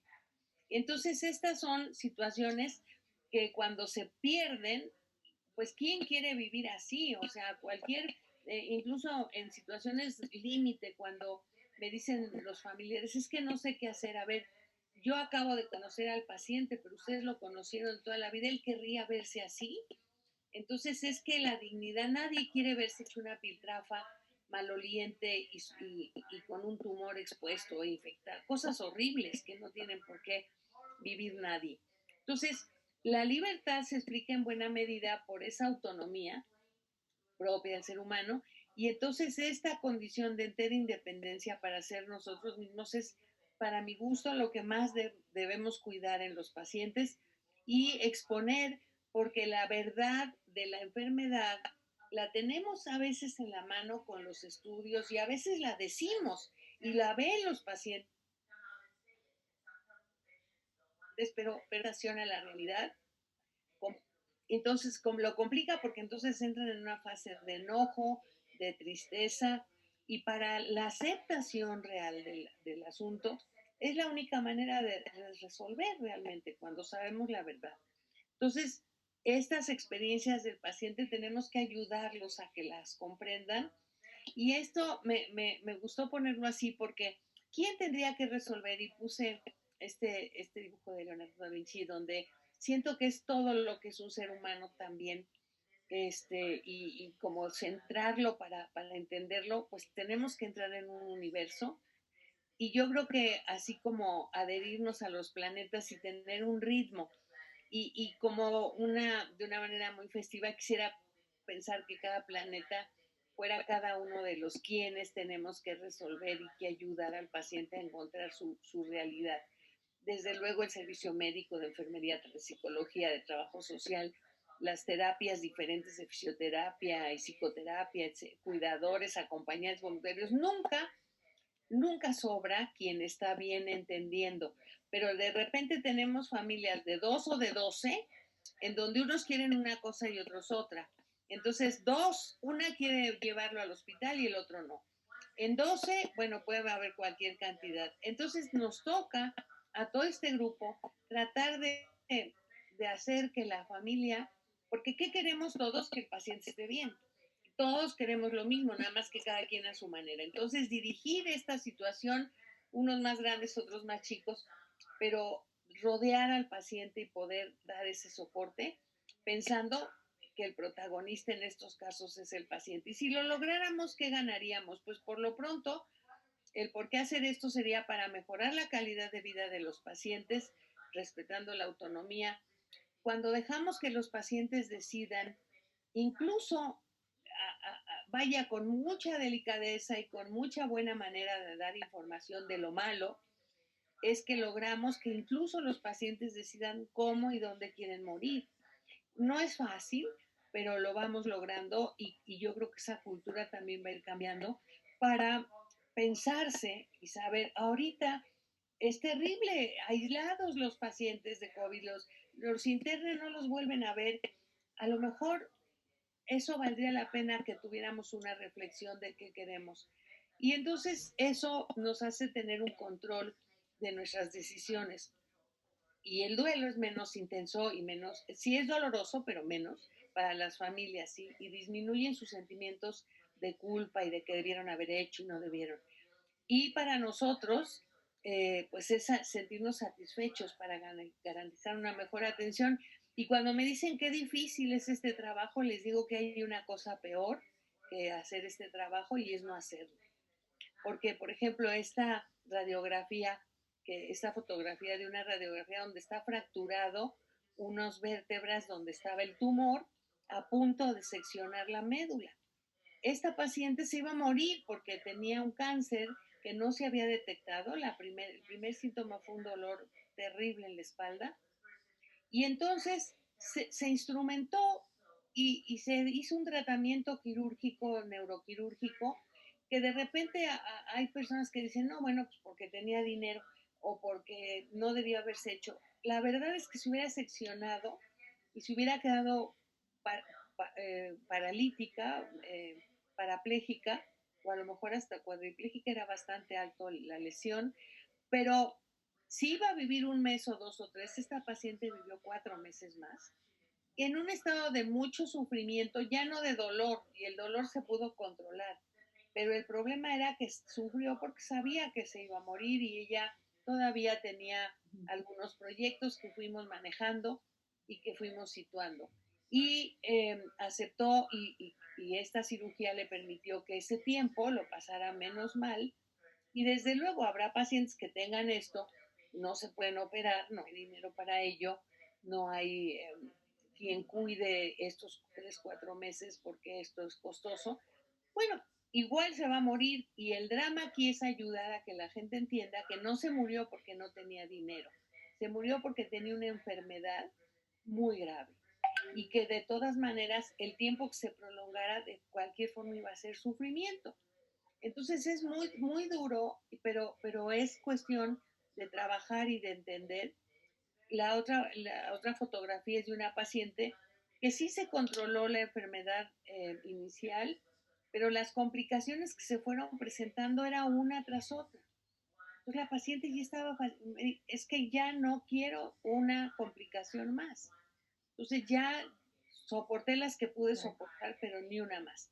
Entonces todo esto nos lleva a entender que hay respuestas muy antagónicas y que entonces habrá pacientes que se sientan con un compromiso a vivir aún con sufrimiento y tengo pacientes muy cercanas por lo cual yo me dedico a esto, que me dijo un día, es que un día más de ver a mis hijos vale todo la pena. Y entonces seguía con las quimios y seguía. ¿Por qué? Pues porque quería ver crecer a sus hijos y alguna otra que me ha dicho, otro tratamiento aparece una curación. Y entre eso Hay otros que están en el extremo, en donde dicen yo tengo derecho sobre mi vida y también sobre mi muerte y no aguanto más y ya no quiero estar. Y ese es un dilema que también tenemos que presentar y entender. Y no es que quiera que el paciente que ya no quiere se le baje el switch y ya no es así. Es un conflicto de valores donde tenemos que dar la importancia a la vida humana, a la libertad y a la dignidad, atender a la familia, ver con qué recursos y qué competencias tenemos para ver cuánto se puede prolongar la condición hasta el final o no. Y parte de lo que ahora tenemos que está permitido en México y es legal y que es una lucha de muchos años, pero se ha logrado, es la sedación intermitente, por ejemplo. Entonces, pacientes que no pueden dormir, se les puede sedar ligero para que duerman y entonces piensan de manera distinta y pueden descansar y pueden no tener dolor. Y la sedación paliativa, que en síntomas que son totalmente ya inmanejables, que son refractarios a toda posibilidad, entonces esto pues también se permite. Y entonces, ¿cuándo tenemos que tomar decisiones? Bueno, pues desde las consultas iniciales hay que estar evaluando continuamente, hay que ver los tratamientos específicos si pueden ser todavía de soporte para la enfermedad o no, y desde luego el control de síntomas. Ahora, responder las preguntas, y aquí hay valores que son intransferibles, que son muy importantes, que no perdamos nunca, como es la veracidad, como es respetar la confidencialidad, como es cuidar todo lo que podamos cuidar. Miren, este papel no sé si ya se los mostré la vez pasada, pero es que lo adoro, porque llegué a una casa y la paciente tenía fibrosis pulmonar, muchos años dependiendo de oxígeno, y entonces ella no entendía eso de la voluntad anticipada y querer ir a nada.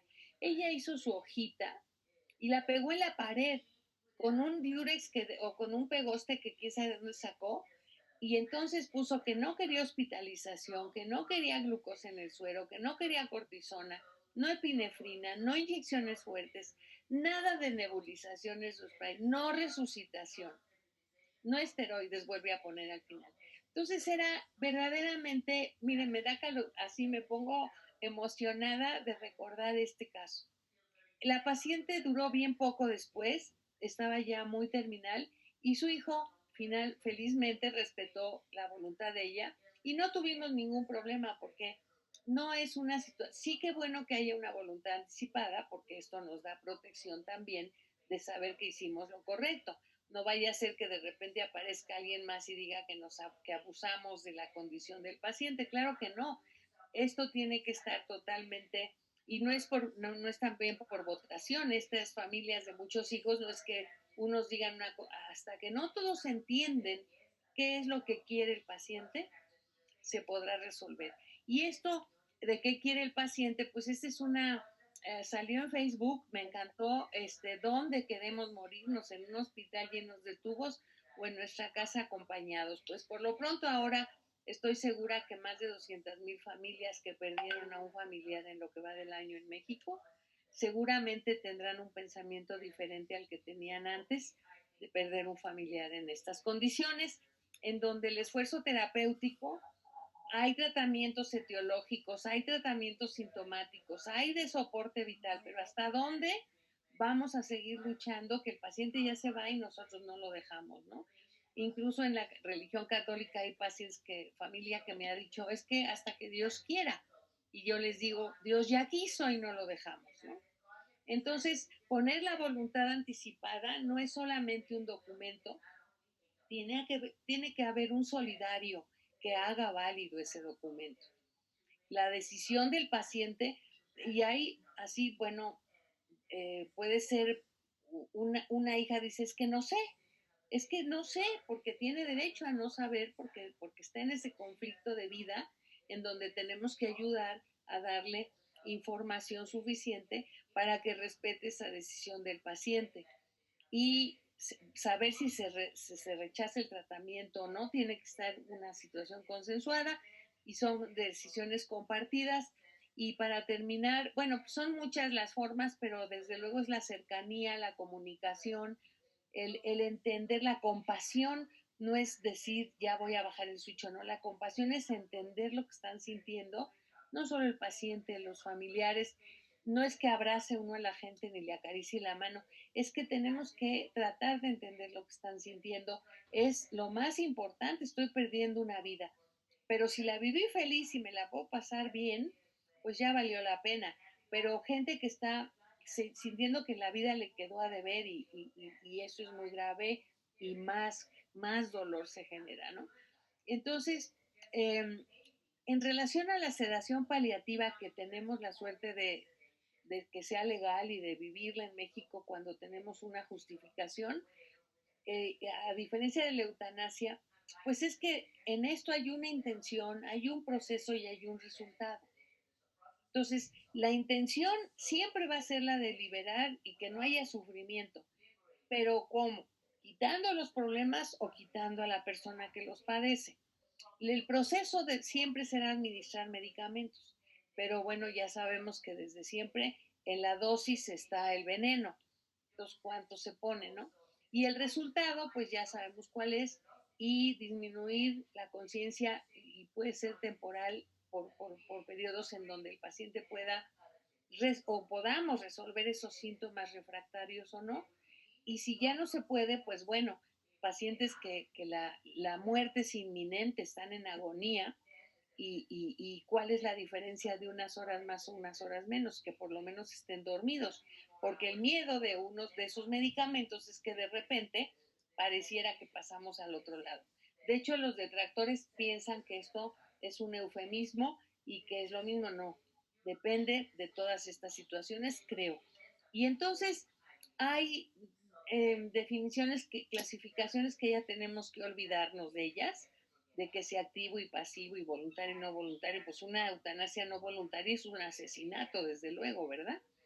O si es directo o indirecto. Entonces, tenemos una posibilidad de hacer, de limitar el sufrimiento, limitando tratamientos que no tienen utilidad, que son fútiles, administrar medicamentos en donde se pueda controlar el dolor, que pueden adelantar la muerte. Bueno, es difícil de confirmar.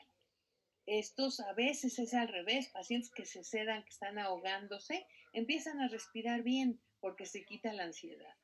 Entonces esto es una posibilidad diferente a acortar la vida y que habrá veces en que esto pues es una realidad, y cuando encontramos al paciente ya inconsciente, en agonía, desaturándose, es decir, su oxígeno ya está bajísimo.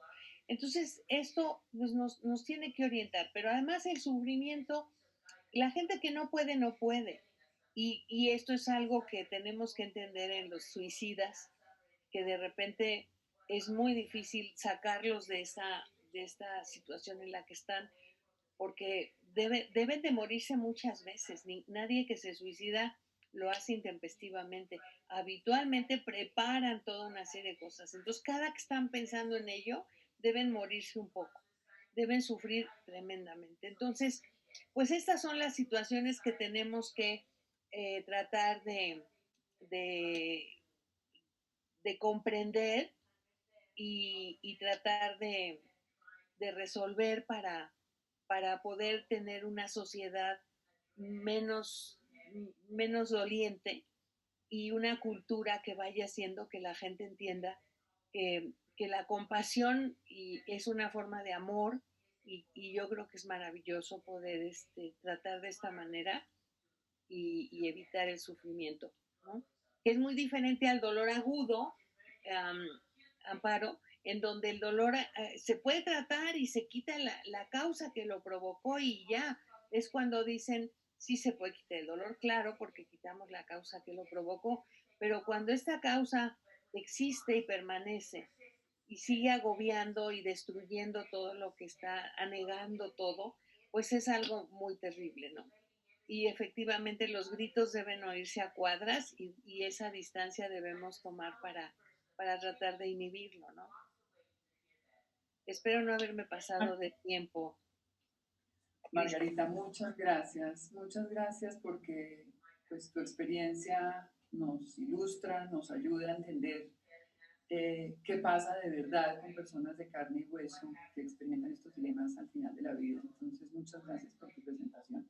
Pues las tres se excedieron en el tiempo, por razón por la cual nos va a tocar pasar directamente a las preguntas de nuestros participantes, porque como siempre hay muchas y muy interesantes preguntas y quizás ahí puedan ustedes interactuar también y conversar un poco, pero la promesa es darle también la palabra a quienes se toman el tiempo de acompañar estos diálogos y por eso vamos a hacerlo de esta manera. Yo solamente quisiera hacer una pregunta un poco aclaratoria, digamos. Creo que las tres han insinuado, pero no lo han dicho con claridad, desde mi punto de vista, quién es el llamado o la llamada a definir si el sufrimiento es tal que hace perder sentido a la vida. ¿Es el médico el que debe definir eso? ¿Es la iglesia quien debe definir eso? ¿Es la persona que está padeciendo en ejercicio de su autonomía? Me gustaría oírlas muy brevemente, no necesariamente a todas, la que tenga algo para decir en relación con esto. Me parece que es muy importante aclararlo eh, como base para las siguientes preguntas. Pues si me permiten, yo creo que es la persona, porque incluso, mira, la necesidad de atenderse a veces con profesionales, por ejemplo, una enfermera, que el familiar dice, no, es que no se necesita, no hay dónde tenerla. O sea, hay mil justificaciones, ¿no? Pero lo importante es que el paciente diga que necesita y que puede ser realmente importante. Cuando él dice, yo me puedo parar y puedo ir, sí, bueno, pero si el riesgo también es que se caiga y se fracture, pues también tenemos que tomar participación en ello. Para la familia es muy difícil eh, tomar esa decisión. Yo creo que el médico debe buscar la forma de que el paciente lo diga y lo acepte, pero definitivamente quienes tenemos la experiencia también de las complicaciones que pueden darse, pues somos el grupo de salud, ¿no? Entonces, a lo mejor es un poco dirigir las cosas y irlas planteando para que vaya habiendo esa aceptación de parte del paciente y desde luego, pues tener en cuenta las posibilidades y la aceptación de la familia. Amparo, Francis, ¿tienen algo para añadir en ese Tu sentido? micrófono, Amparo. Tengo una experiencia que compartir con ustedes respecto a esto, desde un caso de una persona que está en coma, una mujer, y no saben si va a resucitar o no, entonces ya llevaba tiempo y las hermanas, tenía hermanas, que tenían que decidir si retirarle o no, bueno, tú sabes de esto mucho más que yo, obvio, Margarita, no sabían qué hacer, pero eran hermanas como muy conscientes. Entonces empezaron a hablar entre ellas, ¿qué hacemos? Pues porque, ¿qué hacemos? ¿Qué sabemos de ella? No dejó escrito ese papelito. Se apagó el micrófono. Ese papelito tan fantástico que tú nos mostraste con la puño y letras es fantástico. Esta mujer no había dejado nada y para las hermanas era muy difícil. Y llegaron hasta decir, bueno, acuérdate que era una hermana que no queríamos mucho, pues porque resulta que mis papás la preferían a ella porque tenía una cierta discapacidad. ¿Y qué tal si estamos tomando esta decisión de retirarle todo el tratamiento porque nos caía mal? Pero ahí era realmente familia muy consciente, muy, muy serias, ¿no? En este tema, muy delicadas, que veían la dignidad de la mujer y realmente lo pensaron mucho. Como estuvieron las cosas, no hubo necesidad de escoger nada, porque la paciente de repente despertó y pues, pudo vivir muchos años después. Pero a mí me gusta mucho esta anécdota, que es una anécdota real, porque ves la conciencia, la diferencia entre una familia, entre unas hermanas que son que se conocen, ¿no? Y que no quieren más que tomar la mejor de las decisiones. Una decisión ética, una decisión amorosa, y siento que eso siempre es importante. Cuando hay una voluntad, cuando hay un pronunciamiento de la persona enferma, es más fácil, pero en este caso no lo había pero tuvo la suerte que se encontró con esta familia amorosa y respetuosa. Y bueno, creo que tiene que ver con el tema y me gusta mucho, ¿no? Porque cuando está el paciente y decide que bueno, y cuando no, ojalá que quien decidan tengan esta calidad moral, ¿no? De decidir pensando en el paciente. Bueno, yo creo que es muy reconfortante oír que es la persona misma en el ejercicio de su autonomía quien debe decidir hasta dónde el sufrimiento para ella o para él tiene sentido y hasta dónde ya perdió sentido en la vida. Tal vez si eso lo entendiéramos en nuestros países, que no para todo el mundo el sufrimiento tiene valor, lograríamos avances legislativos en la despenalización de la eutanasia y en permitir opciones de muerte digna para todos los seres humanos. Bueno, vamos a comenzar con las preguntas de nuestros participantes. Francisco Palomino nos pregunta en qué se diferencia la veneración, y lo pone entre comillas, del sufrimiento que promueve el cristianismo con el masoquismo como trastorno psicopatológico. Right. Well, I mean, I think to some extent the difference is action. Creo que la opción es la diferencia. Esta es una de las áreas. Sí, uno puede optar, causarse sufrimiento o buscar el sufrimiento de manera masoquista, esa es una cosa, pero tener una disposición mental para buscar el sufrimiento y ver el sufrimiento como un valor positivo por otra cosa, esa es otra historia diferente. Es decir, esa es la diferencia. No pienso, por ejemplo, que el Papa, que piensa que el sufrimiento es algo de salvación, no pienso que el Papa sea masoquista, aunque vea esto como algo salvífico. Quizás sí, pero no pienso que lo sea, ¿verdad? Masoquista el Papa. El dolor emocional. Me gustaría entender primero si el dolor emocional es lo que llamamos sufrimiento, para aclarar un poquito los términos, eso en primer lugar.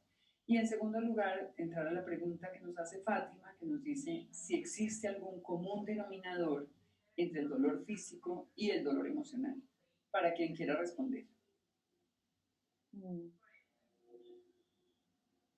Bueno, la verdad es que el dolor físico está cada vez mejor estudiado. Los últimos 30 años, 25, bueno, hay muchos esfuerzos desde antes, pero los últimos 30 años han sido maravillosos para sustentar desde el punto de vista biológico la situación neurológica, psicológica. Ha abordado este tema y el dolor físico es bastante explicable hoy.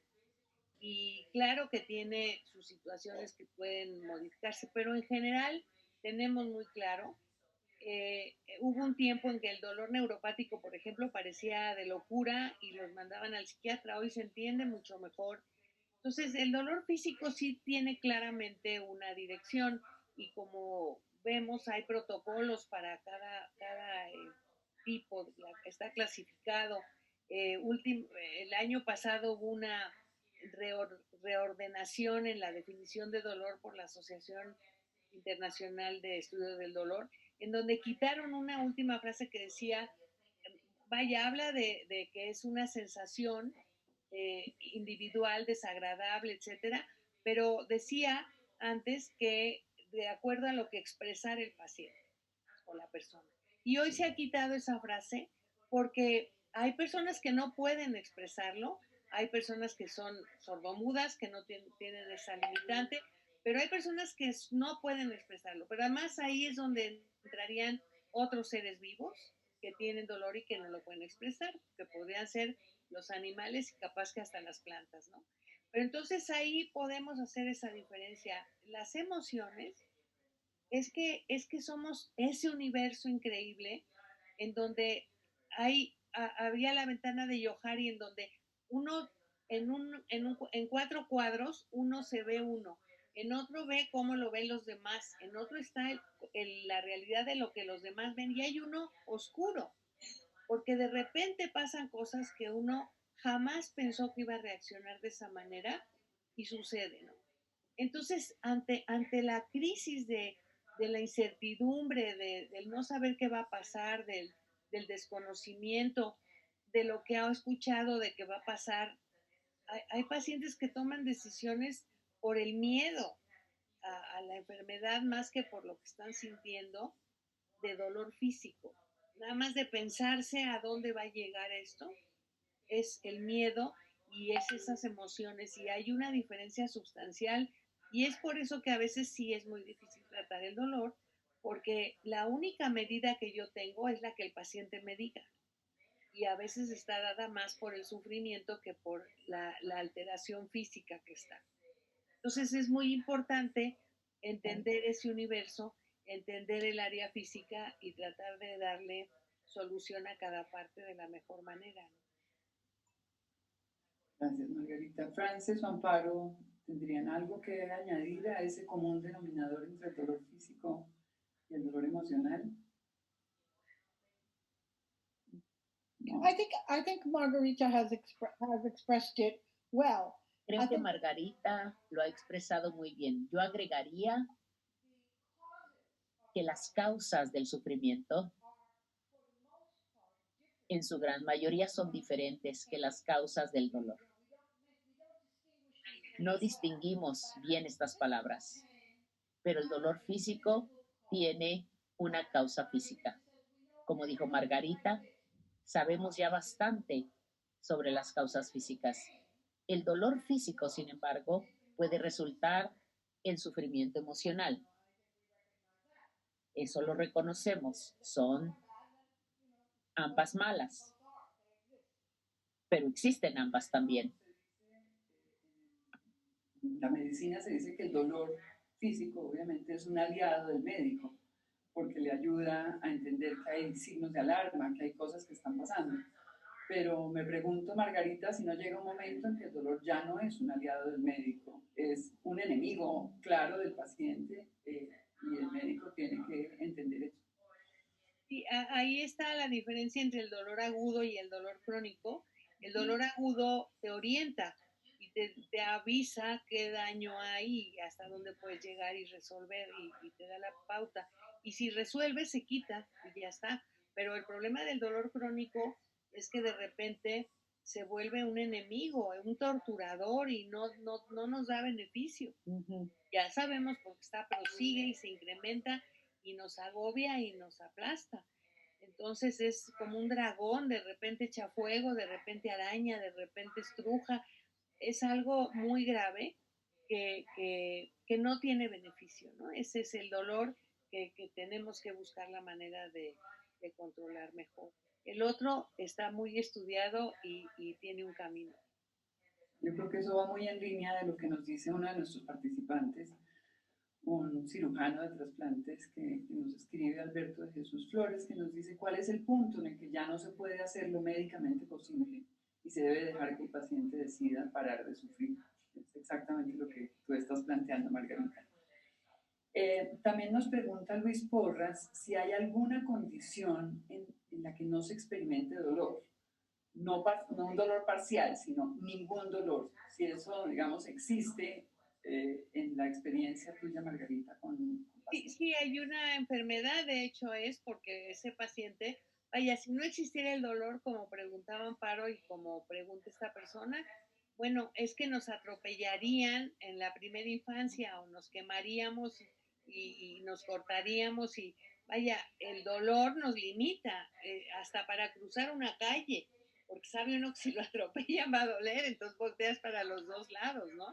Es como un mecanismo de defensa, realmente no pueden no existir, es parte de, pero, pero precisamente imagínense así como en las tribus o antes que eso, el primer ser que gritó de dolor o se murió, que tuvo que suceder, ¿qué hizo el que estaba al lado? No sé, ¿no? A lo mejor todavía tenía que buscar alguna solución y algo que, vaya, también un poco en broma lo digo, pero cuando Hipócrates dijo que había que hacer todo lo posible por ayudar, usaba cataplasmas de salicilato. Hoy cuando dices hay que hacer todo lo posible por ayudar, puedes tener 2 meses en terapia intensiva o 5, no sé cuánto, a una persona que no va a recuperarse. Entonces es una línea en donde tiene que haber consenso en donde todos los especialistas tienen que hablar, pero claro que necesariamente entendiendo que el protagonista es el paciente. No por colgarnos medallas queremos que estén mejor porque nos importan las personas, ¿no?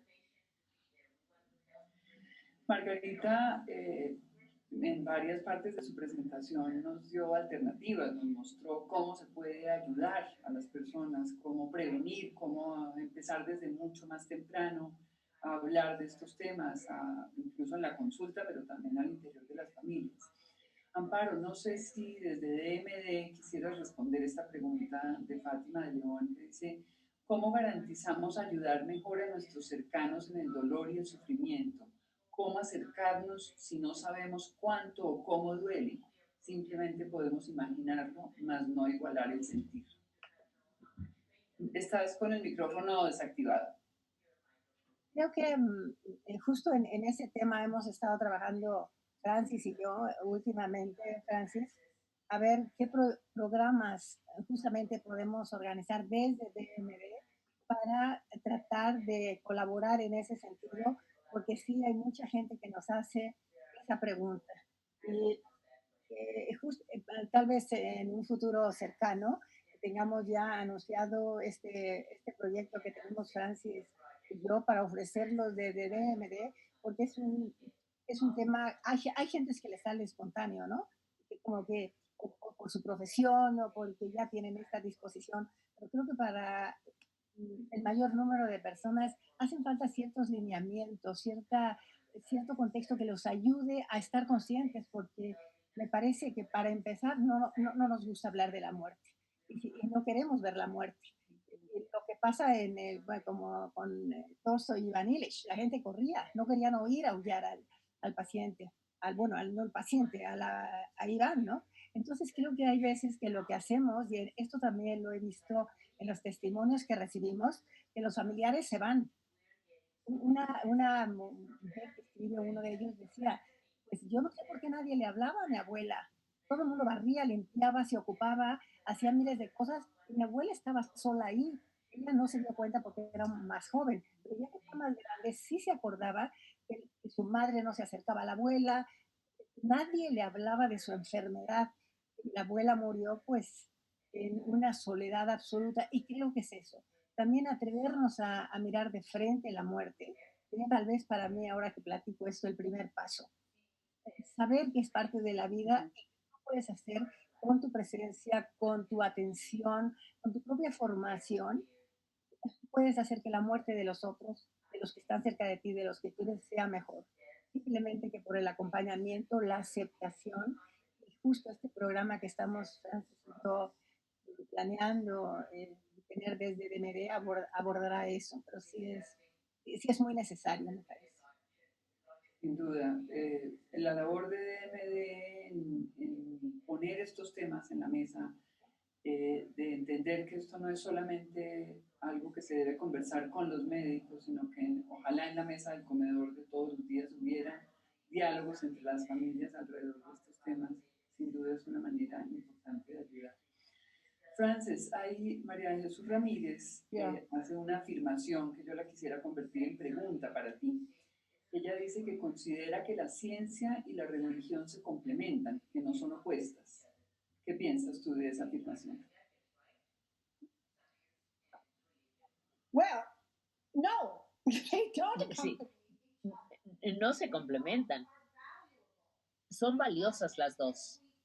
Pienso que no podemos, es decir, es como lo que decimos en inglés.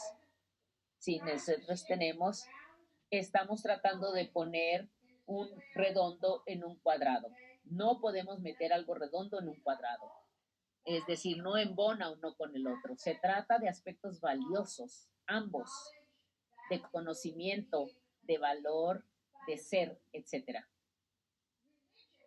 Pero la religión, bueno, en primer lugar, la religión debe verse influida por los hechos que son útiles. La ciencia es útil, pero la religión, para bien o para mal, tiene un conjunto de principios, un conjunto de valores Y a veces los hechos realmente no son importantes para la persona religiosa. Por lo tanto, si se combinan, bueno, excelente, pero cada una tiene su propia esfera de acción y de creencias. Las personas entonces se van orientando más hacia uno o el otro. Y a algunas personas solo les interesan los hechos, no hay nada malo con eso.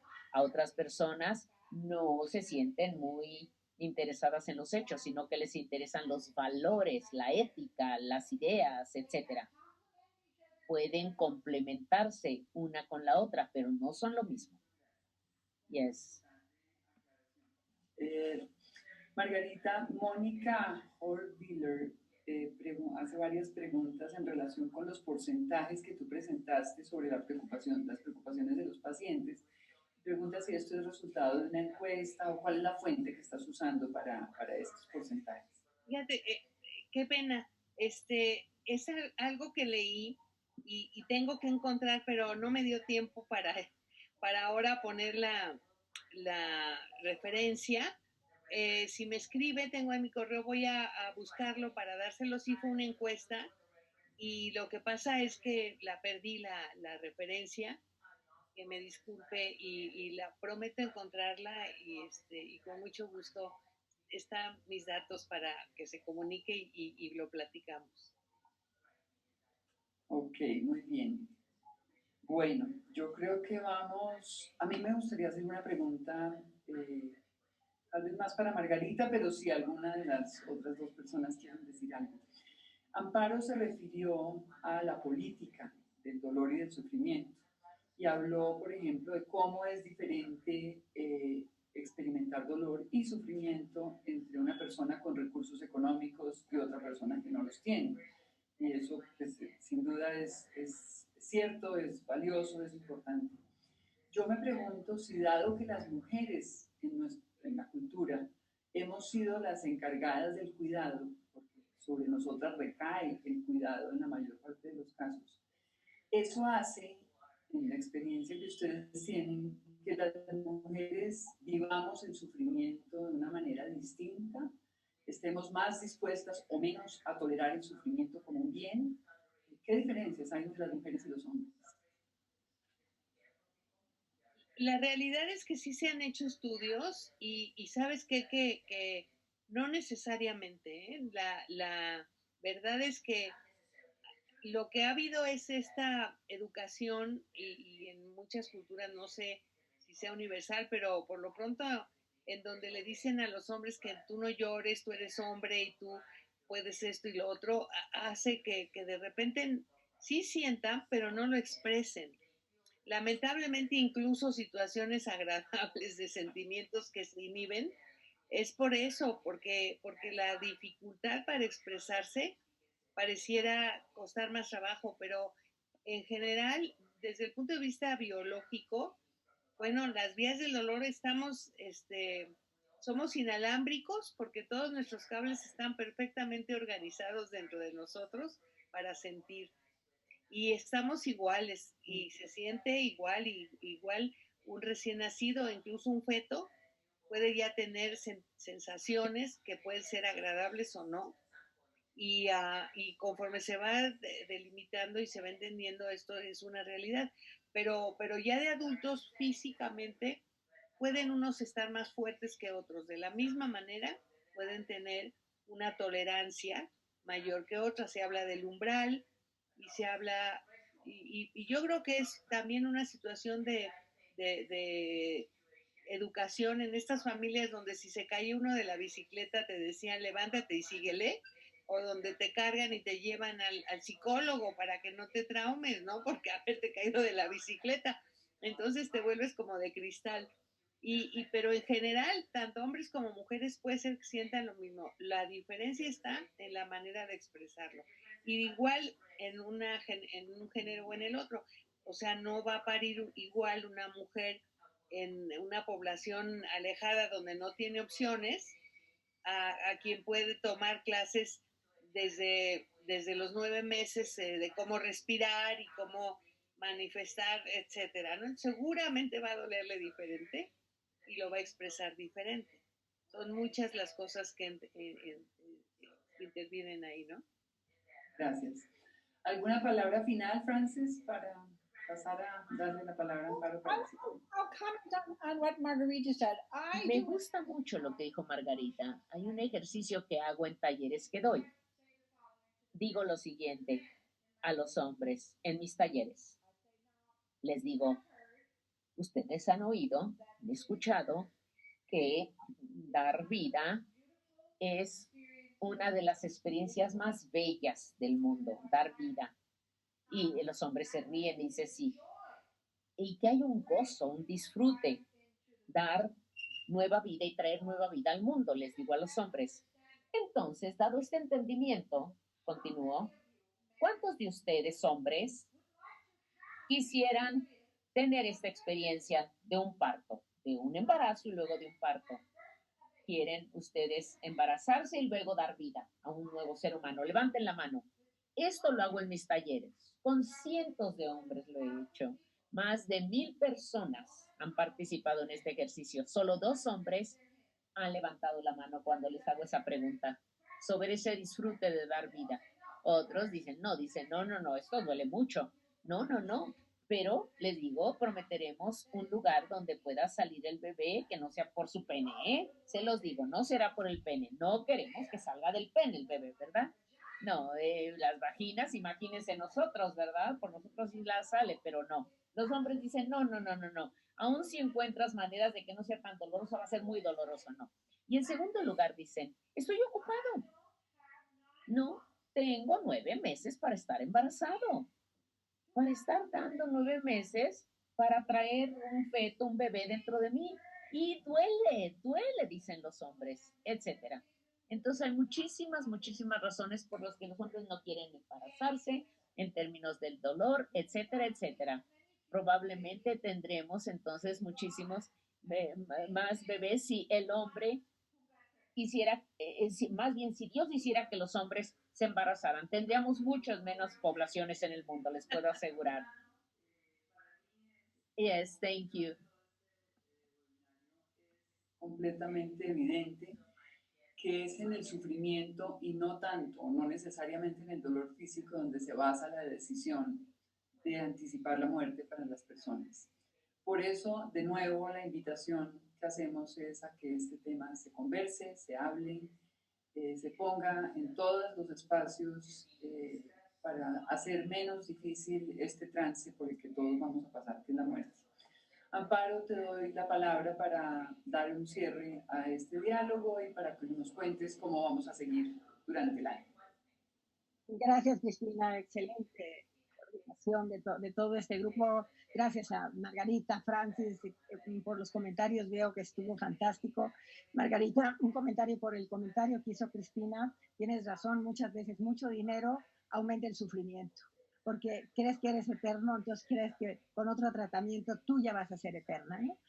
O eterno. Entonces creo que sí es muy cierto, ventajas y desventajas de los dos lados, como las que tú mencionabas. Muchas gracias. Bueno, pues yo nada más me gustó muchísimo el diálogo entre ustedes dos, las preguntas.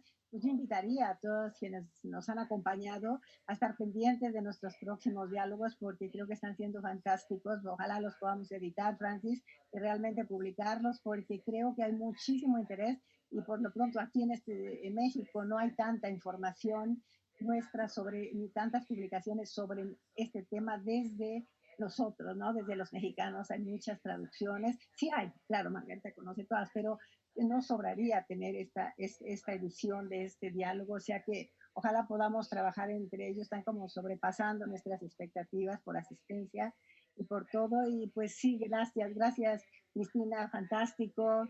Lilia, muchas gracias por la traducción. Rodrigo, no falló nada, Rodrigo, muchas gracias. Estuvo muy bien. A nuestras colaboradoras de DMD, María, Dalinda, Héctor, muchas gracias. A la Fundación Espinosa Rugarcía, pues es la patrocinadora de estos diálogos, también muchísimas gracias. Y pues a ustedes, asistentes, ojalá, como decía Cristina, reflexionen sobre estos temas y los apliquen en la medida de lo posible con sus familiares, hablando de ellos en su casa. siento que no sale sobrando y se van a encontrar con muchas sorpresas básicamente agradables. Es perderle el miedo a la muerte porque está ahí. Y pues esa sería mi recomendación y que sí nos sigan acompañando porque, bueno, tenemos para mucho. Va a haber, estaremos, sería sorpresa, Cristina, los próximos diálogos, pero ya les estaremos anunciando. Muchas gracias a todos. Bueno. Muchas gracias. Muchas gracias. Un abrazo. Gracias. Y me gusta verte, Francis. Amparo, gracias. Gracias, Rodrigo. Gracias. Lilia, gracias. A todos. Bye.